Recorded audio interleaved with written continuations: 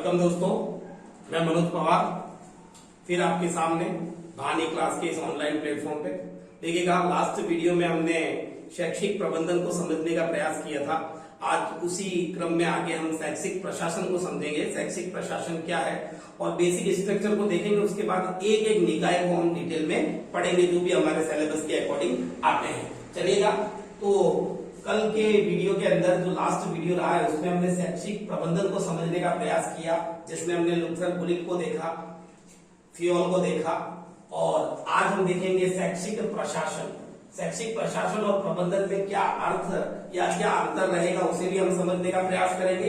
देखिएगा, तो प्रबंधन जो शब्द है, प्रबंधन का तात्पर्य अगर कहें अंग्रेजी में तो उसे कहेंगे हम मैनेजमेंट।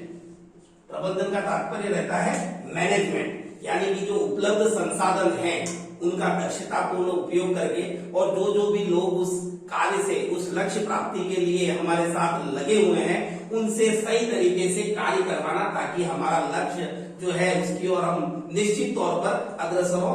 लक्ष्य की प्राप्ति सुनिश्चित करने के लिए मानवीय संसाधन का उपयोग और जो भौतिक संसाधन है उनका उपयोग प्रभावपूर्ण तरीके से करना, वही मैनेजमेंट या प्रबंधन कहलाता है। और प्रशासन जो शब्द है ये अंग्रेजी भाषा के एडमिनिस्ट्रेशन शब्द से बना है। ये अंग्रेजी भाषा का शब्द है एडमिनिस्ट्रेशन, और अगर इसकी उत्पत्ति को देखें तो लैटिन भाषा के दो शब्द एड प्लस मिनिस्टर शब्द से बना है।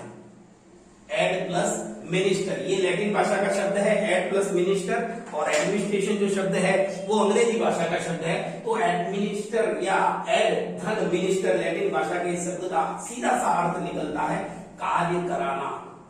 कार्य कराना, या कह दीजिए आप कार्य कराना के अलावा सेवा करना, सेवा करना या व्यवस्था करना, और सबसे उपयुक्त शब्द यही रहेगा कि व्यवस्था करना। देखिएगा, अब यहीं पर एक बेसिक अंतर हमें समझ में आ जाएगा प्रबंधन और प्रशासन के अंदर।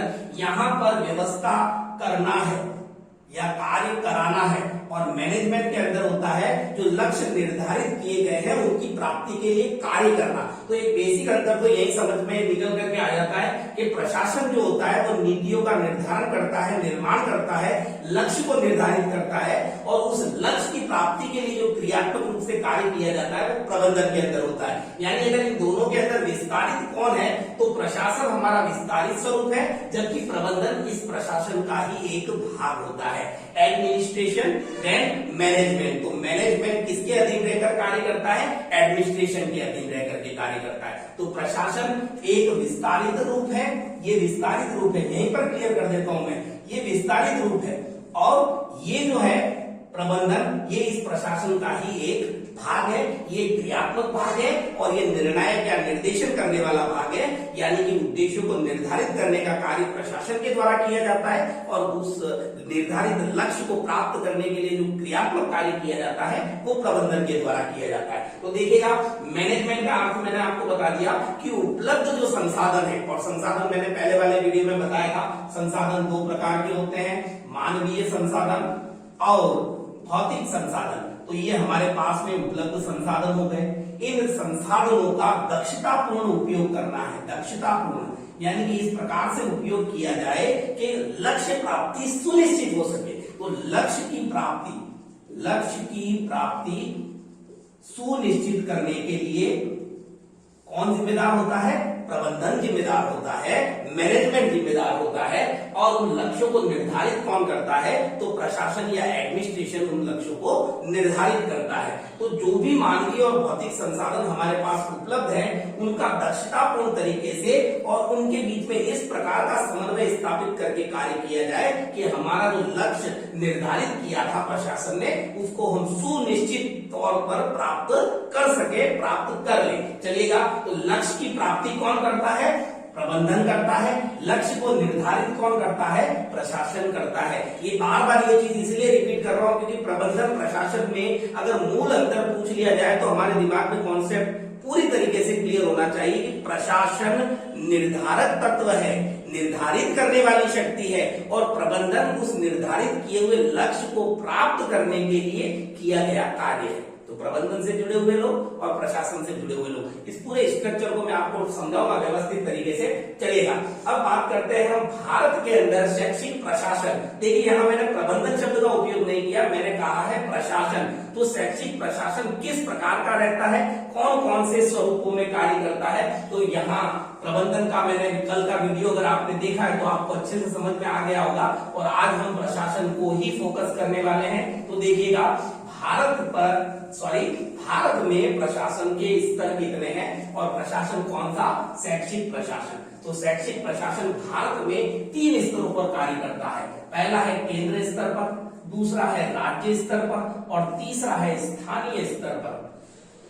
यानी कि हमारा जो शैक्षिक प्रशासन है वो केंद्र स्तर पर किन रूपों में कार्य करता है, राज्य स्तरों पर किन रूपों में कार्य करता है और स्थानीय स्तरों पर किन रूपों में कार्य करता है। देखिएगा इससे पहले एक लाइन यहाँ पर बहुत ज्यादा इंपॉर्टेंट है, स्टार बना करके लिख देते हैं क्योंकि ये काफी सारे एग्जाम में पूछा जाता है और हमारी पॉलिटी से भी रिलेट करता है। देखिएगा 42वां संविधान संशोधन जिसको कहा जाता है मिनी कॉन्स्टिट्यूशन, लघु संविधान 1976 और प्रधानमंत्री उस समय थी माननीय इंदिरा गांधी महोदया, ठीक है ना। तो उनके समय में 42वां संविधान संशोधन हुआ और इस 42वें संविधान संशोधन के द्वारा क्या किया जाता है, शिक्षा जो कि पहले राज्य सूची का विषय था, राज्य सूची के विषय को, इस शिक्षा को ले जाकर पटक दिया गया समवर्ती सूची में। और समवर्ती आप जानते ही हैं, समवर्ती सूची के विषयों पर राज्य और केंद्र दोनों कानून बना सकते हैं और दोनों द्वारा बनाए गए कानूनों के अंदर अगर मतभेद होता है किसी प्रकार का, उनके अंदर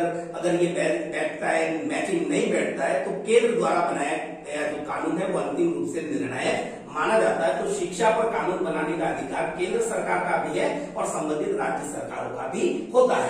तो देखिएगा केंद्र सरकार, तो यहाँ पर ये चीज आप इंपॉर्टेंट रूप से ध्यान रखिएगा।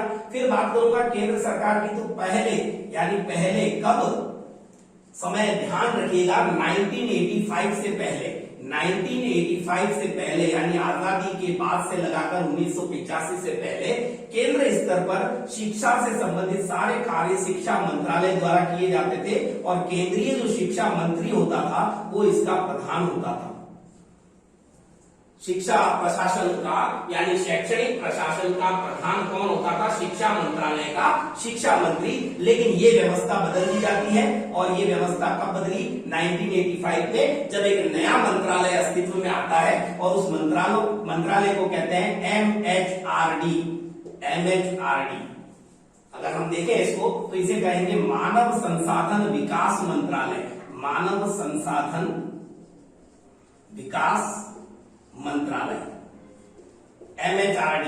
इस MHRD ने शिक्षा वाले विषय को एक प्रकार से कह दीजिए तो केंद्र स्तर पर इसकी अंडरटेकिंग में कार्य करेगा। ये व्यवस्था अब नहीं रही, अब सीधे शिक्षा किसके नियंत्रण में आ जाता है, MHRD मंत्रालय के नियंत्रण में आ जाता है और MHRD के नियंत्रण में कार्य करता है शिक्षा विभाग। पहले शिक्षा मंत्रालय के संदर्भ में था, अभी ये शिक्षा विभाग किसके अधीन रहकर कार्य करता है, MHRD यानी मानव संसाधन विकास मंत्रालय। और कब से, 1985 से। और इसी शिक्षा विभाग के अंतर्गत विभिन्न निकाय कार्य करते हैं, विभिन्न संस्थाएं कार्य करती हैं केंद्र स्तर पर, जो शिक्षा के क्षेत्र में महत्वपूर्ण कार्य उनके द्वारा संपादित किए जाते हैं। कौन कौन सी वे निकाय हैं, मैं सिर्फ अभी इस वीडियो के अंदर सिर्फ आपको नाम बताऊंगा क्योंकि सिलेबस के अंदर वो पर्टिकुलर एक एक निकाय हमारे लिए इंपॉर्टेंट रहेगा, एक एक क्वेश्चन निकल करके आने की पूरी संभावना है। तो उनको विस्तार से मैं एक एक वीडियो के अंदर आपको क्लियर करूंगा। तो यहाँ सिर्फ नाम ही देखेंगे हम। सबसे पहला जो निकाय है उसे कहेंगे कैब, CABE, कैब, ठीक है ना, जिसको कहेंगे central advisory board of education, central advisory board of education, केंद्रीय शिक्षा परामर्श मंडल। उसके बाद में दूसरा जो निकाय रहता है AICEE, all India council for elementary education, यानी कि प्रारंभिक शिक्षा से जुड़ा हुआ अखिल भारतीय परिषद। अखिल भारतीय परिषद किससे जुड़ा हुआ, प्रारंभिक यानी एलिमेंट्री एजुकेशन से रिलेटेड। यहाँ पर देखिएगा दो निकायों की मैंने बात कर ली। तीसरा जो निकाय है उसे कहेंगे यूजीसी, यूनिवर्सिटी ग्रांट कमीशन, यानी कि विश्वविद्यालय अनुदान विश्वविद्यालय अनुदान आयोग, कमीशन ऑफ यूनिवर्सिटी ग्रांट, यानी कि इसे कहेंगे यूजीसी। तो ये तीसरा निकाय यहाँ पर कार्य करेगा। और चौथा निकाय जो सबसे ज्यादा इंपॉर्टेंट रहने वाला है एनसीईआरटी। देखिएगा एनसीईआरटी क्या है? एनसीईआरटी को कहेंगे राष्ट्रीय शैक्षिक अनुसंधान एवं प्रशिक्षण परिषद। ये भी हमारे सिलेबस के अंदर बहुत ज्यादा महत्वपूर्ण है। तो ये सिर्फ आज मैं आपको इस वीडियो के अंदर इन निकायों के सिर्फ नाम बताऊंगा और इनकी डिटेल से चर्चा हम अगले वीडियो के अंदर करेंगे, चलेगा। उसके बाद में रहता है पांचवा निकाय CSIR, वैज्ञानिक एवं औद्योगिक अनुसंधान परिषद। वैज्ञानिक एवं औद्योगिक अनुसंधान परिषद CSIR। देन देखिएगा ये इंपॉर्टेंट इसलिए है क्योंकि इसका पहले नाम क्या था?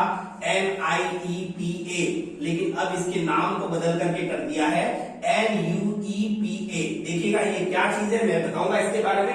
राष्ट्रीय शैक्षिक नियोजन एवं प्रशासन संस्थान, जिसका पहले नाम NIEPA था उसे बदल करके NUEPA कर दिया गया है। उसके बाद में देखिएगा एक सबसे इंपॉर्टेंट 7वें नंबर का जो निकाय कार्य करता है केंद्र स्तर पर, NCTE, राष्ट्रीय अध्यापक प्रशिक्षण परिषद, ठीक है ना, training of teachers education national, ठीक है ना, राष्ट्रीय अध्यापक परिषद NCTE।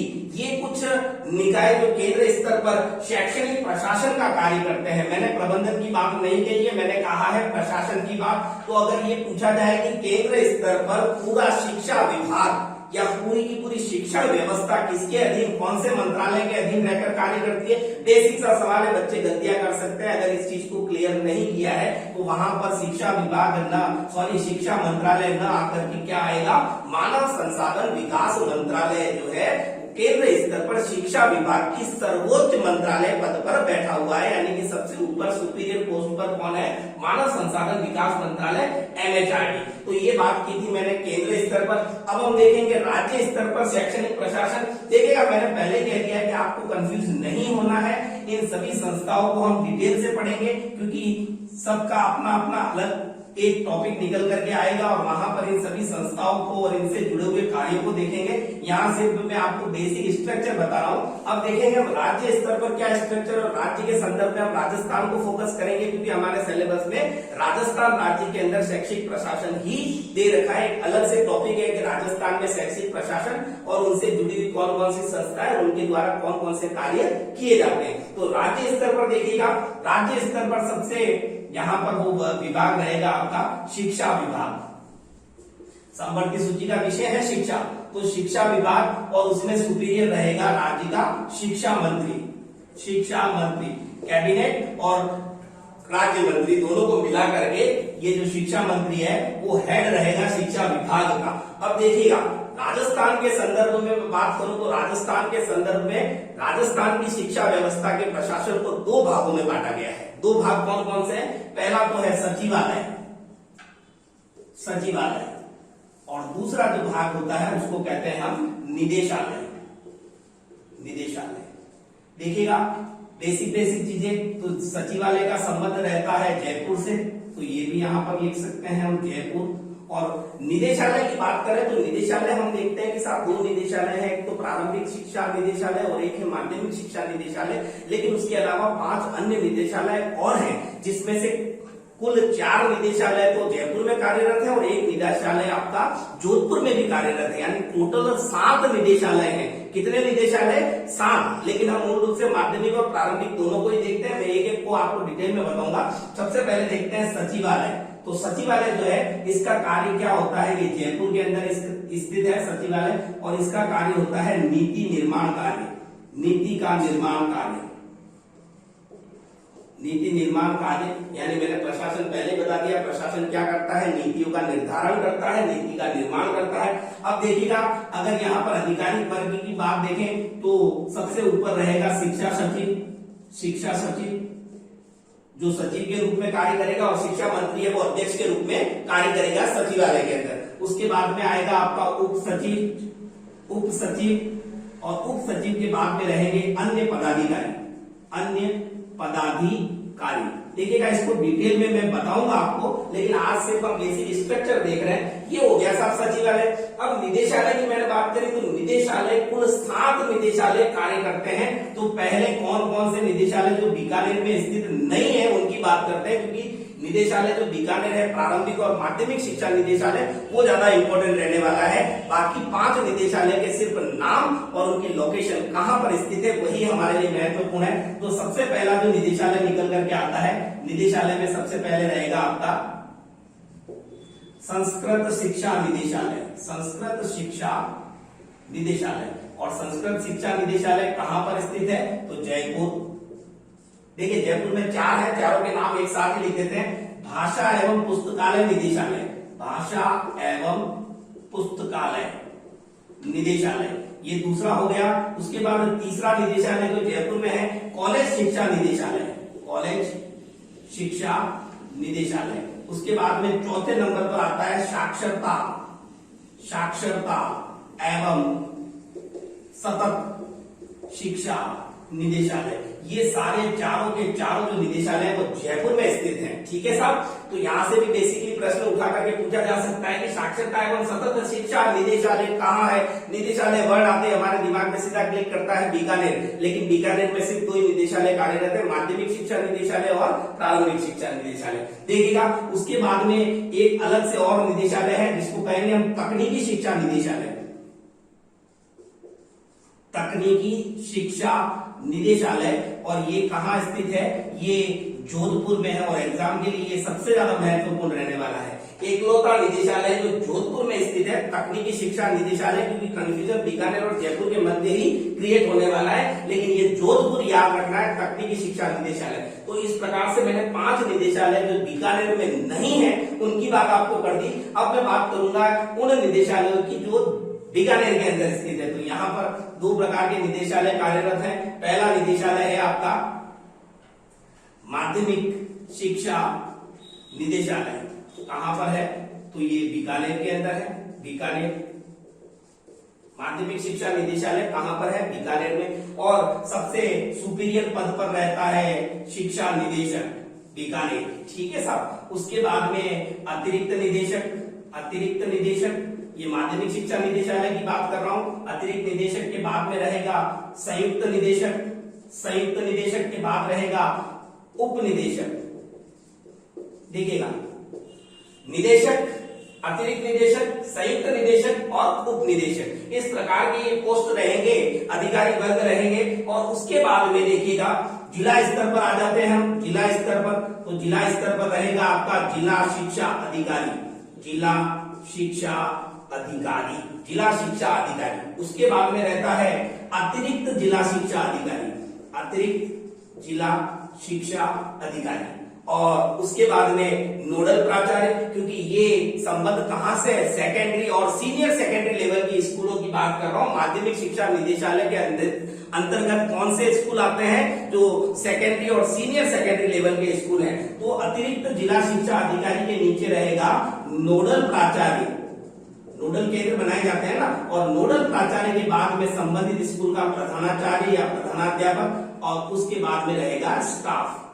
देखिएगा इस स्ट्रक्चर को एक बार फिर से देखते हैं। माध्यमिक शिक्षा निदेशालय बीकानेर, कौन से स्कूल, 10वीं तक के और 12वीं तक के स्कूल। यहाँ पर सबसे ऊपर रहेगा बीकानेर में बैठने वाला सुपीरियर अधिकारी जिसको कहेंगे शिक्षा निदेशक। उसके बाद अतिरिक्त निदेशक, फिर संयुक्त निदेशक, उप निदेशक, फिर जिला शिक्षा अधिकारी, अतिरिक्त जिला शिक्षा अधिकारी, नोडल प्राचार्य, और उसके बाद प्रधानाचार्य संबंधित स्कूल का और संबंधित स्कूल का स्टाफ। इस प्रकार की व्यवस्था रहती है माध्यमिक शिक्षा निदेशालय बीकानेर की। अब बात करूंगा मैं प्रारंभिक शिक्षा निदेशालय की। देखिएगा क्योंकि प्रारंभिक शिक्षा निदेशालय थोड़ा सा अलग है, वहीं पर राज्य के साथ साथ स्थानीय स्तर भी आ जाता है। कहां पर आएगा देखेंगे अपन, प्रारंभिक शिक्षा निदेशालय, प्रारंभिक शिक्षा निदेशालय ये भी कहां स्थित है तो ये भी बीकानेर के अंदर स्थित है। चलिएगा इसकी स्थिति क्या है देखिएगा, वही रहेगा निदेशक, निदेशक के बाद में आपका अतिरिक्त निदेशक,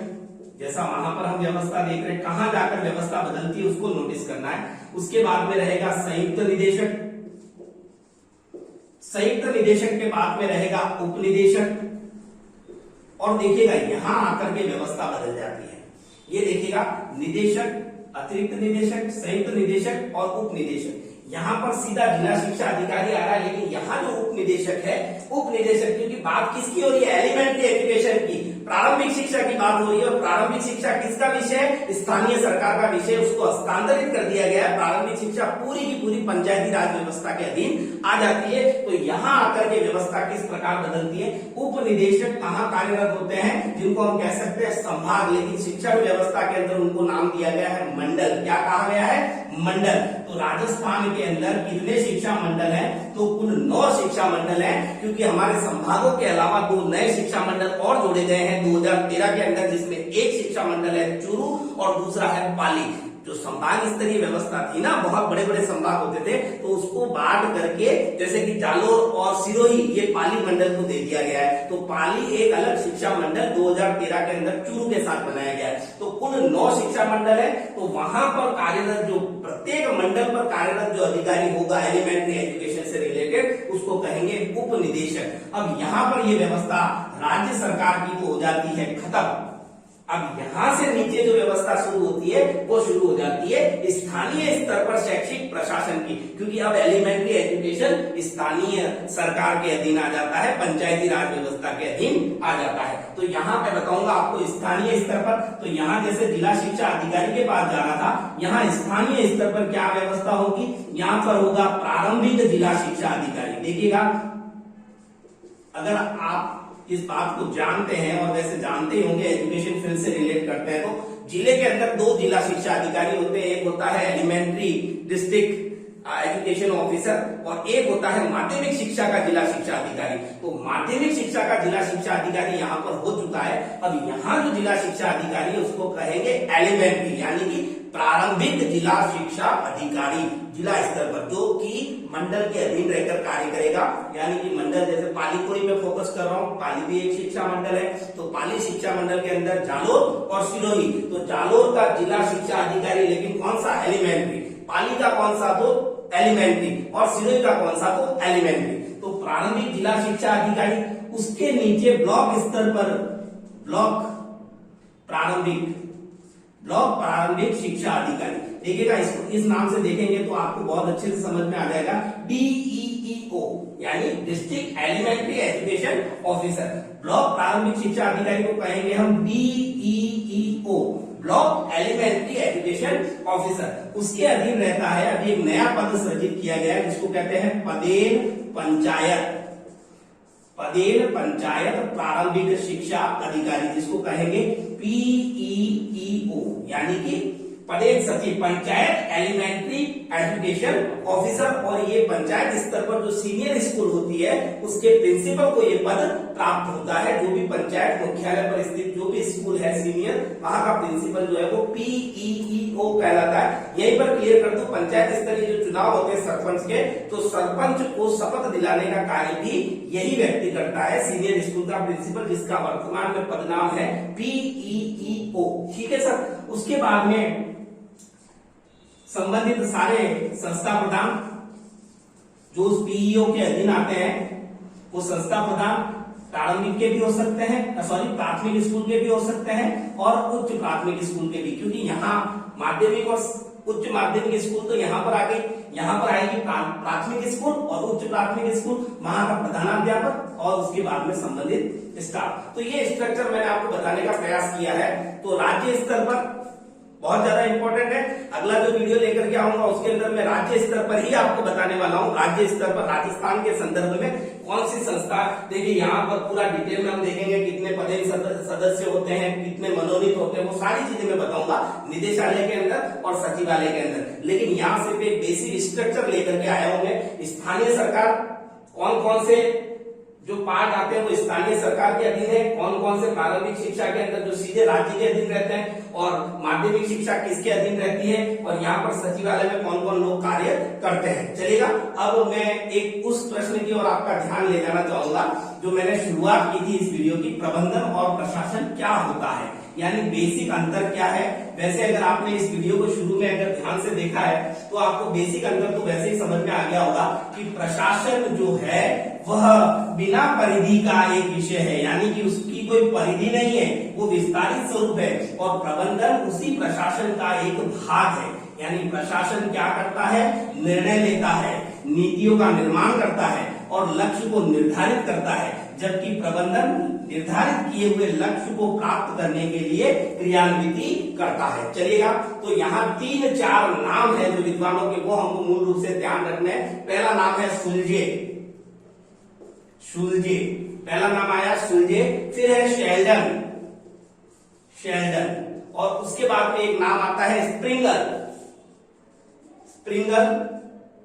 और एक नाम और निकल के आएगा मिलवर्ड।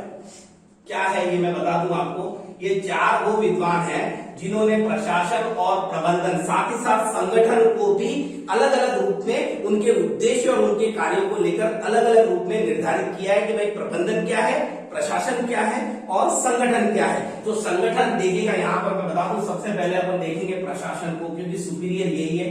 प्रशासन क्या होता है उसके बाद में बताऊंगा मैं आपको प्रबंधन यानी मैनेजमेंट, और मैनेजमेंट के बाद में संगठन, ऑर्गेनाइजेशन, संगठन। देखिएगा, तो ये क्या करता है साहब, पहले कर दिया नीतियों का निर्धारण।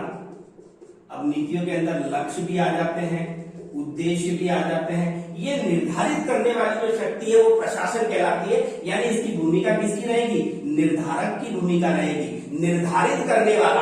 और जो निर्धारित करता है वही निर्देशन भी करता है और नियंत्रण भी करता है। तो नियंत्रण और निर्देशन किसका काम होगा, प्रशासन का कार्य होगा, एडमिनिस्ट्रेशन का कार्य होगा। और ये क्या करता है, संगठन किस प्रकार का होना चाहिए, तो संगठन की युक्ति निकालता है कि जो मानवीय और भौतिक संसाधन हमें चाहिए वो कौन कौन से मानवीय और भौतिक संसाधन होंगे, इसकी युक्ति निकालने का कार्य प्रशासन का होता है। तो प्रबंधन उस निकाली गई युक्ति के अनुसार संगठन का उपयोग करता है लक्ष्य को प्राप्त करने के लिए। देखिएगा, तो अब यहाँ पर आपको प्रशासन मेरे हिसाब से अच्छे से समझ में आ गया होगा।